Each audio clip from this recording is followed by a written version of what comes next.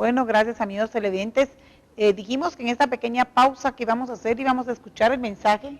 Entonces vemos que sí, ya hay dos candidatos que se han pronunciado con el tema de Hay tres, pero usted no puso la tercera. Doña Sandra Torres no nos mandó a nosotros ningún material, ¿verdad? Entonces, mire, Karina, viendo esto, hay que preguntarse, ¿cuál es la viabilidad del gobierno cuando está claro que no existen las garantías del Estado para el cumplimiento de los preceptos constitucionales básicos? El Estado se organiza para proteger a la persona y a la familia. El fin supremo es la realización del bien común. Es garantizar a sus habitantes la vida, la libertad, la justicia, la seguridad y la paz. ¿Cuál es la viabilidad del gobierno para cumplir con estos preceptos? Como estamos ahorita, ninguna. Ninguna. Hemos llegado a un punto de saqueo. En las conclusiones le voy a dar mi recomendación, pero este debilitamiento del poder público y sus instituciones solo puede darse con el apoyo y con la indolencia y complicidad de quienes ejercitan el poder público. No es cierto que sea una mafiecita por aquí y otra mafiecita por allá. Quien puede frenar estos abusos desde su cargo, tiene que hacerlo, o si no se convierte en cómplice de la rapiña y el desgobierno. Y le voy a poner ahora que estamos en el tema de las aduanas, el caso de la militarización de las aduanas. Hoy ya queda claro, la militarización era para proteger el negocio, no era para destruir el contrabando. Y esa intendencia de verificación de aduanal de la SAT, que está combatiendo al mini contrabando, era para destruir la competencia. Exacto. Entonces usted se da cuenta. Que está destruyendo a los pobres balseros del Suchate entre Guatemala y México. Entonces, pongamos esas tomas, ¿verdad? Porque usted pone al ejército terrible a cuidar su negocio y pone a la SAT a quebrar a la competencia. ¿Y qué competencia, verdad? Bueno, la gente que en lugar de comprar el cartón de huevos de 18 a 39, se pasa el charco y lo compra. Más interesante, ¿qué tiene que decir el ejército de esto? No hemos escuchado qué tiene que decir el ejército. ¿Debería de pronunciarse el ejército o ellos obedecen al comandante ellos tienen principal? Que pronunciar. ¿Y qué tiene que decir la Comisión de Transparencia? Este es el contrabando del cual el cacique se reúne y le grita al Ejecutivo que pare. Imagínense ustedes, estas pobres gentes pasando y todo el enfado es porque se compra el huevo más barato del otro lado del charco. Así es. Pero si yo viviera en esa línea fronteriza, yo también haría lo mismo. ¿Acaso las condiciones de vida de esta gente que dicen que hace gran contrabando han mejorado? Mentira. Los grandes contrabandistas están del otro lado, que usted inició este conversatorio diciéndolo. ¿Y a usted qué le dice? Que los apodos de los funcionarios son negoción, la transparente, el chuchón, el negoción. ¿Qué le dice a usted? Es gente que llegó únicamente a hacer negocios. Empecemos a verlo ahora ya del lado de la solución. La solución debe de empezar con una burocracia profesional. Cuando usted tiene una burocracia que debería llamarse una tecnocracia. Pero no basta solo con ser profesional si no tiene principios y valores. No basta. No, yo no me refiero a profesional en sí. Yo me refiero que la ley de carrera civil, del servicio civil, proteja a los funcionarios que hacen carrera dentro del servicio civil. Entonces esos funcionarios no se van a ver sujetos a las presiones de los políticos de turno. La política de Estado, como en cualquier lugar civilizado, la política de Estado se mantiene aunque los gobiernos cambien. El tema Se aquí, debiese de mantener, se debería de mantener, pero no es así. la política de Estado de los países avanzados Sí, se mantiene. yo lo sé. Se Llegue mantiene. quien llegue, el color que sea, Se mantiene. hay una línea trazada. Una vez se fija, ahí está, y pónganle a ustedes que les gusta mucho mencionar a Estados Unidos. La ley de seguridad nacional empezada por Bush, la defendió Obama, aunque haya dicho que le iba a votar. Sí. ¿Me entiende? Hay una ruta trazada en la nación. El proyecto de Estado con visión de país, ese se mantiene contra viento y marea. El clientelismo, la corrupción, son lo que destruyen a esa burocracia. Y entonces, en efecto, en Guatemala se ha convertido en la burrocracia. Los amigos de los del poder de turno llegan literalmente a hacer burradas, porque vienen a destruir las políticas anteriores. Y usted lo mira en los titulares de antes del día jueves, había titulares de periódicos, no hay política de Estado para el turismo, se cambia cada 4 años. No hay política de Estado en lo que es tributación, se cambia cada reforma tributaria cada vez que entra un gobierno. Entonces lo que necesitamos es iniciar, como lo he propuesto yo infinidad de veces, lo que es la creación de la tecnocracia con la ley de servicio civil y con la ley de la carrera judicial. Entidades autónomas que pueden ser afectas únicamente a un cambio consensuado político, no a un cambio que se les dé la gana a los de turno. Entonces, le voy a ofrecer mis conclusiones en este momento. Para la reproducción del capital, o sea, el capital se refiere como capital financiero, capital social o capital político, porque todas esas maras y esas mafias tienen esos 3 capitales establecidos. El capital social, porque ellos frente a su grupo social se sienten bienvenidos. ¿Me entiende? El capital financiero pues es obvio, y el capital político es la capacidad de influir en las políticas de Estado. Para poder incrementar este capital es fundamental establecer una relación de infiltración, captura y cooptación, tanto del Estado como de la sociedad civil. Por eso le menciono yo los bancos, le menciono la Universidad de San Carlos, le menciono los colegios profesionales. Eso es sociedad civil que está cooptada por los mismos grupos. Sí.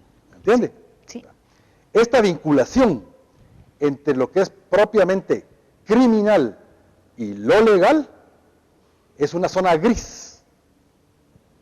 Es la penumbra donde los agentes que se encargan en coordinar acciones entre la parte legal y criminal se mueven. Es ahí donde la infiltración sucede. La infiltración viene en la zona gris. En la zona gris donde las instituciones actúan según la letra muerta de la ley, pero violando el espíritu de la misma. Y donde los criminales quieren seguir las formalidades de la ley con el objeto de burlarla. Esa zona donde se entrelazan, esa zona gris, es donde las instituciones son fáciles de infiltrar, de permear y de acomodarse a la institucionalidad de la sociedad misma.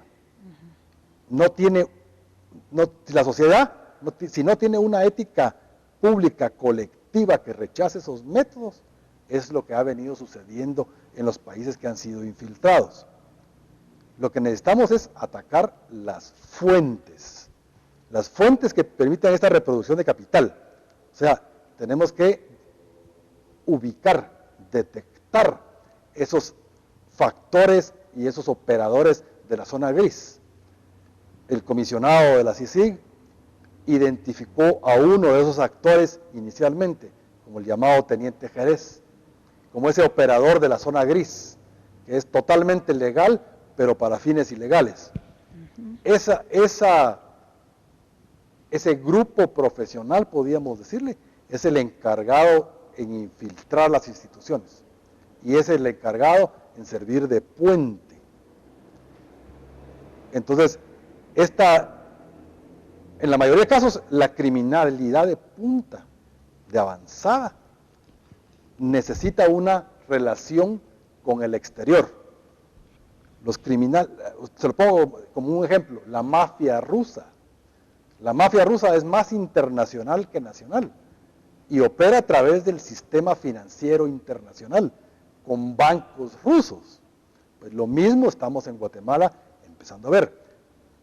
Estas entidades y estas organizaciones que cooptan el Estado, lo que necesitan es la facilidad de comunicación con el exterior. Importar bienes, exportar capital. Importar bienes, exportar capital. Todas las instituciones que están en ese estado son las sujetas a infiltración. Las empresas fantasma que se triangulan en Panamá, en las Bahamas, en Liechtenstein, son las que hacen la factura fantasma. Las compañías navieras que, a sabienda de que traen más contenedores o menos contenedores de los que están declarados, los colocan en los patios. Entra la mafia de SAT, la retoma la mafia de los transportistas, llega a la mafia de los importadores liquidan y hacen el dinero, lo entregan a la mafia de los bancos que lavan el dinero y lo regresan. Es una vuelta completita que no se puede dar sin los operadores legales y sin la importación y exportación de bienes y capital. Esa es la piedra angular, importación de bienes, aunque sea polvo blanco, y exportación de capital. Ese ciclo es uniforme. Este es el caso típico donde la criminalidad no requiere violencia. ¿Se da cuenta? Hasta aquí no han habido muertos. Exacto, hasta aquí no ha habido necesidad de matar a nadie. Más que muertos. ¿Se da cuenta? El que haya violencia no significa que no haya criminalidad, ni al revés. La violencia lo que indica son guerras de territorio y de protección de rutas. Pero la criminalidad real, de punta, de avanzada, no necesita violencia. Esa se da en el sistema bancario. Esa se da en todos los delitos. Finaliza con el sistema bancario. Empieza con el sistema bancario. Fíjese que si no tuviéramos esas mafias dentro de la SAT, la mafia dentro de la SAT quiere decir mafia dentro de la IBE, porque la IBE sabe el movimiento de los bancos, que saben el movimiento del cliente, que saben el movimiento de la empresa y va toda la vuelta. Entonces, la criminalidad de punta no necesita violencia. Esa es la parte fundamental. La capacidad misma de las instituciones para favorecer actos ilícitos. ¿Cómo se usa la capacidad del sistema financiero para cometer actos ilícitos? ¿Cómo se usa la capacidad de una empresa exportadora de flores grande para mandar bulbos de heroína adentro? ¿Cómo se usa la capacidad de unas fábricas de muebles para mandar coca adentro? ¿Cómo se usa la capacidad de las navieras para traer contenedores no declarados? Etcétera, etcétera. Es cooptación, es usar las instituciones para beneficio ilícito, aunque todo sea legal. El actor es legal porque es don fulanito, que va al banco super tal, que la importadora, que no es ninguna Mickey Mouse, que le hace a la transportadora gran camión, todo es legal. El fin es ilícito. Esa es la cooptación del Estado. Sin embargo, cuando es la situación normal de las cosas, donde la ciudadanía ya se acostumbró y al contrario anhela a eso, ¿qué nos queda hacer? Yo, empresario pequeño, lo que quiero es llegar a ser empresario grande, no me importa cómo. Yo, funcionario público, quiero tener mi helicóptero. Yo, abogado, quiero llegar a ser juez, no importa cómo llegue. Entonces, cuando ya vemos... Maquiavelo ha de estar en la cabecera. Exactamente. Cuando ya vemos que este es el estado normal de las cosas, es cuando la sociedad está terminalmente enferma. Y lo que se necesita es cirugía de corazón abierto. ¿Y qué necesitaríamos en esa cirugía? Yo solo le pongo a los medios de comunicación enfrente, la primavera árabe, desde una que terminó bien hasta donde terminó mal, pero es el único camino. Y la única salida inmediata y legal a esta crisis que estamos viviendo estos 3 días es la renuncia de la vicepresidenta. No queda otra. Por credibilidad, por ciudadanía, por honra, hay que un día asumir los costos y decir, un día yo sí tuve la culpa. Aunque la culpa sea haber puesto un mafioso encima y yo no sabía nada. El mejor de los casos, yo contraté a un mafioso y yo no sabía que era mafioso y yo no me enteré de nada, pero por dignidad renuncio, porque yo lo contraté, y lo mismo se hace para lo demás. Y voy a culminar con que aquí en este espacio, en múltiples foros, siempre por los últimos 2 años, yo he estado exponiendo los motivos por los cuales la CICIG ni debía de haber venido, ni debía de quedarse. Todos y cada uno de mis argumentos siguen siendo válidos, a excepción que ante la cooptación efectivamente demostrada, preferimos una CICIG y no un ejército gringo en las calles. A ese punto hemos llegado. Tenemos muchos norteamericanos en esta semana y esta que viene, van a estar muchísimos aquí. Y el tema es central sobre el tema este, pero sí necesitamos que la CICIG dé un mandotazo real. Fíjese que los golpes que ha dado la CICIG se han quedado en el aire, que ha sido mi argumento. Los hermanos Valdés Pais estuvieron 2 años en la cárcel, o 3 años, sin juicio. ¿Dónde quedó el caso de Byron Lima? Se quedó en el aire. Esto ahorita es un montón de ruido y un montón de nueces. ¿Hasta dónde va a llegar? ¿Hasta dónde va a llegar? Si se va a quedar, que nos entreguen resultados. Muy bien. Yo quisiera hacer un pequeño recordatorio. Ya el señor actual presidente y la actual vicepresidenta en gobierno de la UNE habían solicitado en conferencia de prensa renuncia de Álvaro Colón, y también recuerdo que la señora vicepresidenta hizo un relajo cuando fue lo de MDF, que también de todas maneras nada pasaba. El presidente del Congreso de Guatemala dimite por corrupción, recordarán ustedes, eso fue en el gobierno de la UNE, por el famoso MDF, pero también recordaremos que la señora vicepresidenta cuando era diputada era muy enérgica, andaba olfateando hueveos, andaba olfateando que siempre hubiese transparencia, aunque diga que él no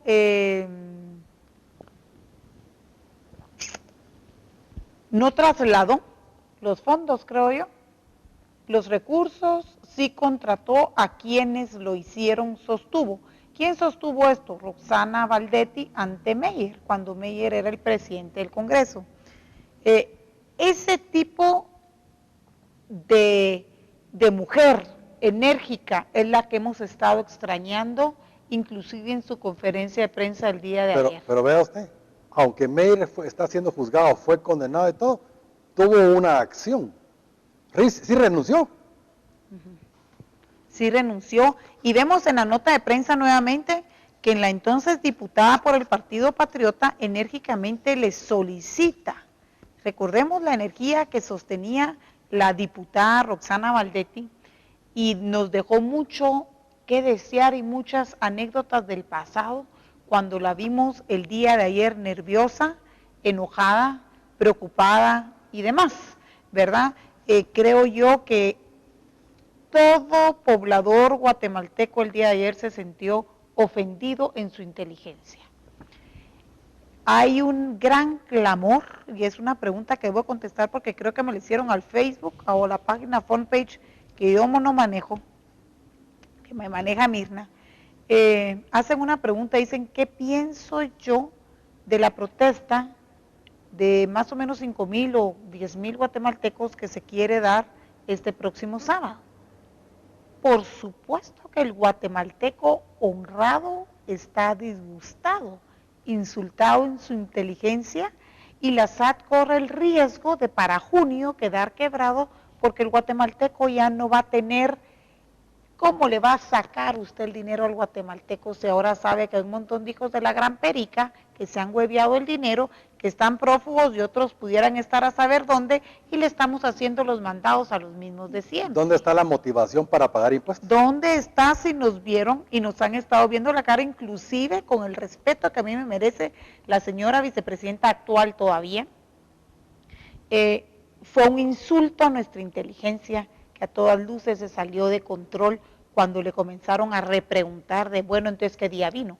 Ella decía venía dormida y con efecto ella Valium. dice que José Rubén Zamora en el periódico inventó un montón de días que había venido. Yo solo le quiero recordar a ella que su jet tiene matrícula norteamericana y que entonces es como que se hubiera puesto un GPS en automático desde el día 1 que lo adquirió, se subió, hasta el último día que aterrizó aparentemente en TAG de Guatemala.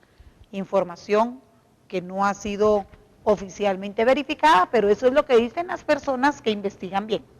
Entonces, por supuesto que yo estoy igual de indignada. Ahora, ¿esa es la salida? En una buena intención de la población, los verdaderos hechores y malos que han cooptado el Estado, es la salida como anillo al dedo que tienen, porque entonces se acabó la bulla, quedó en que nos los despachamos, han de estar viendo y pensando a qué monigote ponen para mientras llega, o tal vez inclusive planeando retardar la convocatoria de elecciones, que es otro tema que hay que tocar, que perdónenme, pero esto no puede deshacer la democracia del país, ni retroceder al pasado.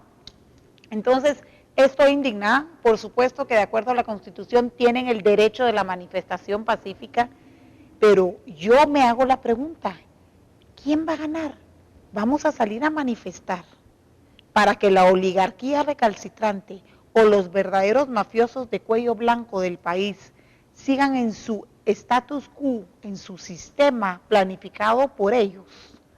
Yo creo que ahí no gana el pueblo.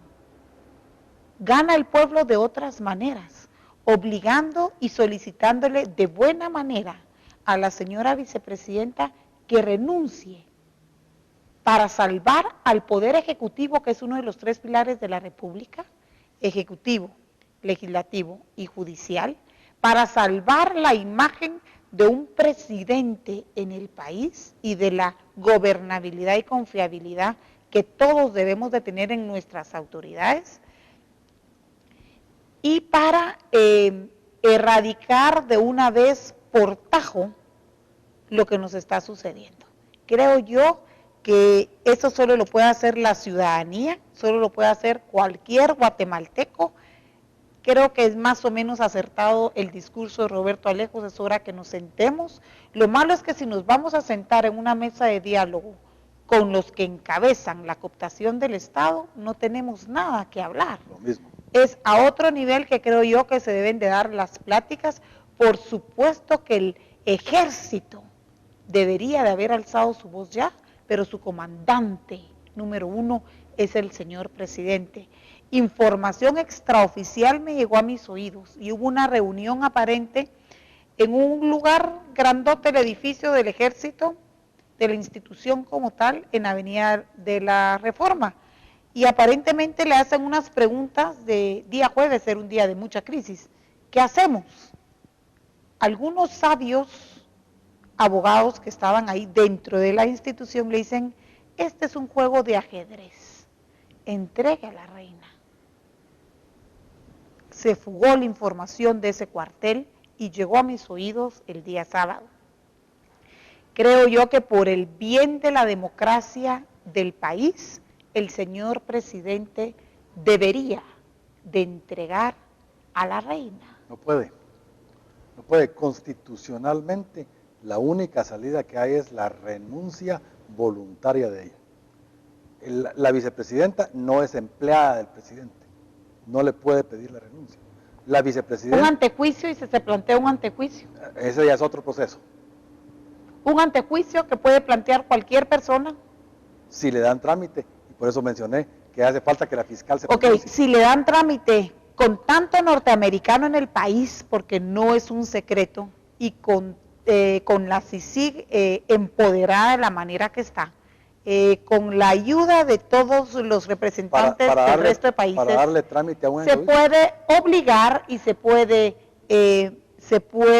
obligar a las autoridades del organismo judicial. Necesitamos pruebas. El problema es que para plantear un antejuicio hay un juez pesquisidor que tiene que evaluar la prueba, pero el mismo Ministerio Público ha dicho que contra ella no tiene prueba. Entonces, el trámite... Entonces la aguantamos 7 meses más. Ojalá que sea el así. País, ¿usted cree que se perpetúe la gobernabilidad de este país? ¿Si hay que aguantarla 7 meses más? Esta es una crisis de fondo, es una crisis que va a sacudir el sistema para siempre y por siempre. Yo veo que si ella no quiere renunciar, cuando ella ya exigió renuncias en el pasado por delitos menores, digamos que eran 80 milloncitos. No tengo ni uno ni medio, pero 80 es ser un montón. Robarse un centavo, robarse 80 millones es el mismo delito. ¿O acaso matar a aquel porque es moreno o matar a aquel señor de barba blanca hace diferencia? Es lo mismo, es el mismo delito. Fíjense que yo creo que es hora de poner orden en este país. Esa es mi respuesta a la pregunta que me hacen en front page. Yo le preguntaría a los guatemaltecos quiénes son los verdaderos mareros. Contéstese usted, ¿quiénes son los verdaderos mareros? La mara del guacamolón. Yo no sé quiénes serán los verdaderos mareros. Yo creo que siempre, y yo no quiero juzgar a la institución como ejército.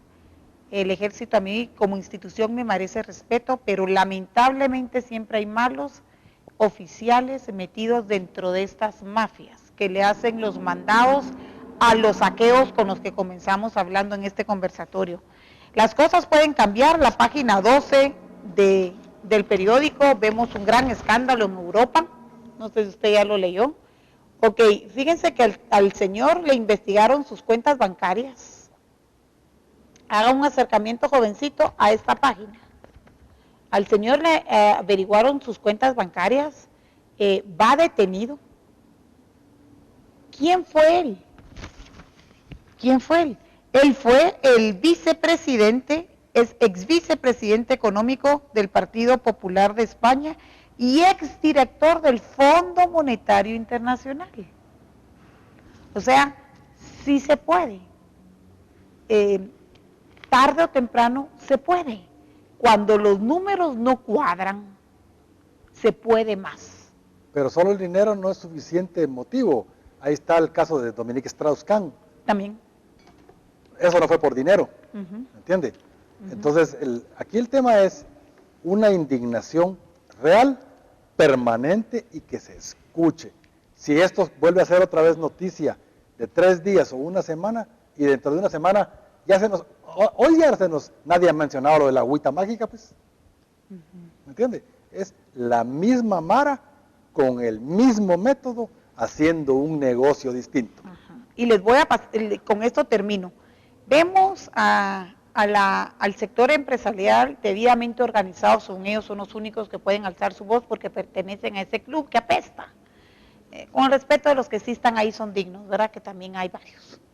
Ellos fastidian y chingan, es la palabra, como una gotita.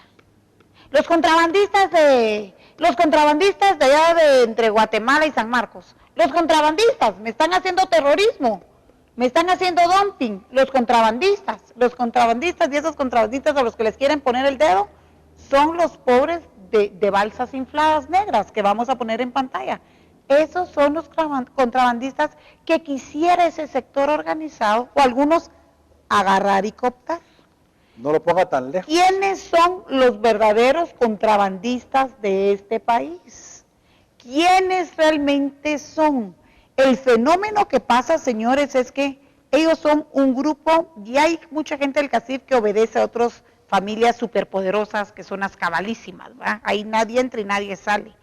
El tema es que cuando un igualado, pelagato, está ya haciendo mucha rodaja, aunque le esté sirviendo, es necesario destruirlo y ponerle el dedo, porque este cholero, dicen ellos, ¿qué se cree?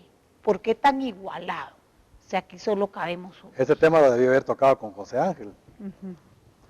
Si hay un verdadero empresario en Guatemala, se llama José Ángel López. Y no lo dejaron ser parte de la Junta Monetaria, porque la Corte de Constitucionalidad dictaminó que los cooperativistas no son empresarios. Imagínese usted. Entonces, ¿qué seremos? Exacto. ¿Verdad? Es triste, es un tema que va a dar mucho de qué hablar. Es hora de que digamos adiós. Gracias, Karen. Licenciado Aquiles Fallase, de todas maneras nos vemos en Coyuntura Nacional este viernes, nos toca, ¿verdad? Va a haber mucho de qué hablar. Para mientras usted, hermano y televidente, medite. No vea el problema desde una óptica muy pequeña. El problema es más macro y hay que verlo desde una lupa arriba de. Abarca mucho y son los mismos los que no quieren perder su status quo. Bendiciones y sigan en sintonía.